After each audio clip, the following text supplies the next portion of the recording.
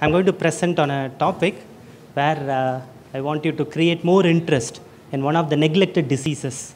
And India is one of the major contributors of this disease. So as you could rightly say, I want to build up the case. That's why I've selected this title, Worms That Don't Depart Even in Hell. So where do worms live? And how long do they live? Like when you consider worms, among all multicellular organisms that you would consider, worms are supposed to be one of the most wide and populous organisms, I would say. And you find them in earth and you find them in hell.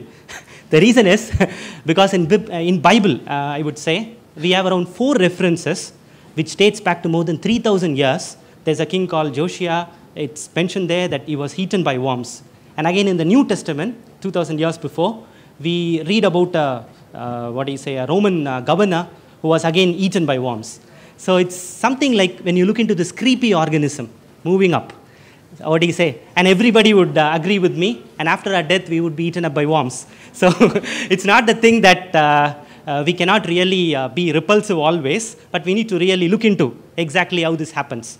Now, when you say worms, as you would look, you do have worms that are really beneficial, like the earthworms, and you do have some worms like Rephitia pachyptila, which was recently discovered as a worm.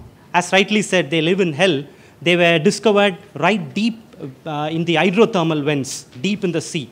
So they live at a temperature of around 80 degrees centigrade, quite big, maybe a kind of a big lengthy tube. And you also have tiny worms coming up, and you have worms in the plants. And my topic is those worms which typically eat us.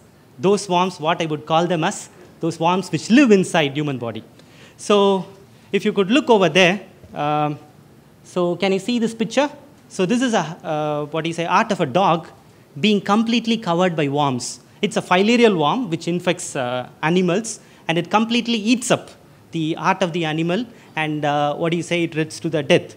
So finally, I would like to say, among all the diseases caused, especially the neglected diseases, almost 50% of the diseases, I would say, are being caused by these worms. Like I would say Ascaris, Guinea, and hookworm, lymphatic filariasis, river blindness, onchocerca, and pinworm, and all those things.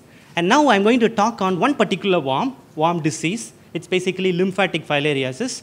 As you people are more popularly familiar with this title called elephantiasis, right? So I'll move on with this. Now the prevalence of elephantiasis, if you look into it, so all those red areas are those endemic areas. And India, if you find, quite interesting, it's almost covered everywhere, majority of the population. And you'd be even more surprised why we have to really call it neglected disease, because it's one of the primary disease, I would say, that drains our economy. So the next slide would tell you all those green areas, which are the core areas, which have been endemic to, filariasis. And if you look into the points over here, around 20 states in India suffer from this disease. And see, if you look over there, especially the economic loss, we have a loss of around 1.2 billion man days. And it's real money involved over there. And till now, we don't have any drugs. Believe it, we have only one drug. And even that particular drug, I would say, don't kill the adult worms. And you know the average lifespan of this adult worm? It's at least minimum 10 to 14 years. It lives inside the body of the infected patient. And the cycle is quite tricky. This worm parts with another enemy of human beings, the mosquitoes. So together, they create an havoc. And it has a complicated life cycle. It tends to change its appearance. And finally, it tries to enter human beings and complete its life cycle. Here you have the worms living right inside the lymphatic vessel, which is supposed to be the immune system. So immune system would ward off all pathogenic organisms. But this particular worm lives inside. It's something like a robber living inside a police station. And you can't really touch him. So now, what is my work exactly? My work is to develop drugs. So the strategy, I also work on other areas, but today I want to focus on drug development part of it, because as I told you, we have only one drug for it. And we don't have any drugs to kill the adult worm. And we have only one drug called diethylcarbamazine, popularly known as the Etrason brand, that kills only the young worm stage. So the strategy, what I use is that I try to identify key enzymes that would directly kill the worm, especially puncture the heart. And for this, I use a rational drug strategy. And this strategy is not new, I would say, because it was originally proposed by a German scientist, Paul Ehrlich, the magic bullet strategy. So here I would say, you have to see the structure. Only then you can make a rational assumption of how you can make a drug out of it. So I use X-ray crystallography methods. So this is how we clone the gene in an E. coli so that we can make abundant amount of the protein. Then finally, what I do, I crystal the protein. You can see all those fancy crystals over there. It's not like the crystal what you have in your ring. So these crystals are very fragile, although they look beautiful under microscope.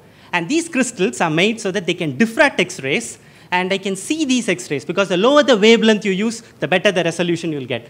So finally, you can have the full structure of the drug. And once you have the structure, we go into the details of it, what exactly and what is the active site, so on and so forth. This is the active site. And through this, we try to develop in a rational way. What we do is that we superimpose with a human enzyme and see it doesn't create any toxicity. As you see over here, all those areas where they are projected out, you can have the active sites mentioned. And finally, I would say, once the active site is ascertained, we go on with that. So the work is still under progress. And I would like to acknowledge my professor, Kaliraj. He's a mentor of me. And my German counterpart, Professor Betzel, where I worked in DESY for solving this structure. And of last, my tribute I want to make a mention, Yellapragada Subbarao, because he's a guy, he's an Indian, who discovered this diethyl carbamazine 70 years before.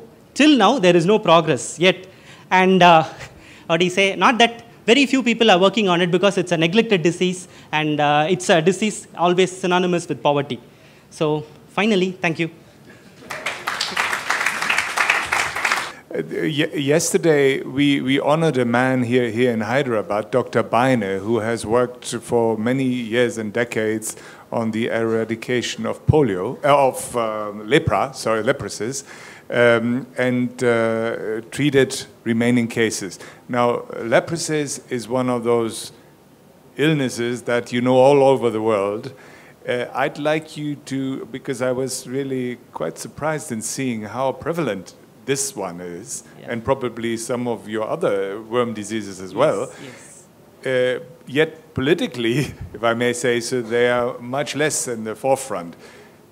Could you sort of compare that to the leprosy problem? Is it at the same level? Is it even worse and not discovered? Or how would you assess that? What I would say, it has a similarity with leprosy in the sense, for example, if a person is suffering from leprosy, you can arrest at one particular stage. Say, at that particular stage, you can arrest leprosy and you can prevent the further progression. Same thing holds good for filariasis. Suppose if you are in the 3rd grade or 2nd grade of swelling, you can stop it, but you can't remedy this case. That's something very sad about filariasis. What I would say, we do have leprosy control division of India, and they are really working very fast, and almost it's eradicable. And one good thing for leprosy is that you have drugs that can arrest the stage. But for filariasis, we don't have drugs. We do have Filarial Control Board of India operating. What they do at the most is that they take survey of preventing spread of disease by mosquito control. So they just bring down the burden of disease, the worm in circulation, so that they don't make these worms available for mosquitoes to pick it up. So what we call it as mass drug administration. Sadly, I would say 2 years we didn't follow it up.